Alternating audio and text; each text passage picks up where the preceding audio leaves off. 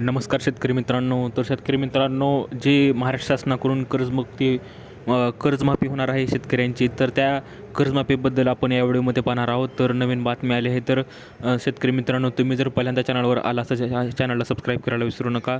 तर शेतकरी मित्रांनो, आपण पाहू शकतो की आता कर्जमाफीचा जो प्रत्यक्ष लाभ आहे तो 5 जुलैनंतर होणार आहे आणि त्यासाठी त्याची प्रोसेस काय आहे, डॉक्युमेंट काय आहे, तर याविषयी सर्व माहिती आपण या व्हिडिओमध्ये माहिती पाहूया.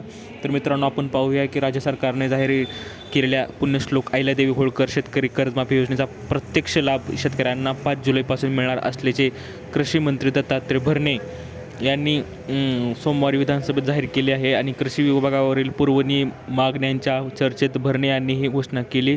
शेतकरी कर्जमाफी 30 जूनपूर्वी म्हणजेच दिली जाईल आणि असे सरकारने सांगितले होते. पण पुरवणी मागण्यात कर्जमाफीच्या रकमेची तरतूद केली आहे. आता या पुरवणी मागण्या मंजूर झाल्यानंतर त्या स्वाक्षरीसाठी राज्यपालांकडे जातील आणि त्यामुळे 5 जुलैनंतर शेतकऱ्यांच्या खात्यात कर्जमाफीची रक्कम अदा केली जाईल असे भरणे म्हणाले. त्यामुळे साहजिकच कर्जमाफीची रक्कम खात्यात जमा होण्यासाठी शेतकऱ्यांना एक आठवडा वाट पाहावी लागेल. तर शेतकरी मित्रांनो, आपण पाहू शकतो की 56 लाख शेतकऱ्यांना 38,36,585 कोटीचा लाभ होणार आहे. आणि जाहीर केलेल्या कर्जमाफीच्या प्राथमिक अंदाजानुसार 56 लाख शेतकऱ्यांना याचा लाभ होणार असून 36,585 कोटी रुपयांची रक्कम त्यासाठी लागणार आहे. आणि जो कर्जमाफीचा जो योजनेतील अटीत बदल करण्याचे त्यात सुधारणा करण्याची मागणी अनेक आमदारांनी केली आहे विधानसभेत.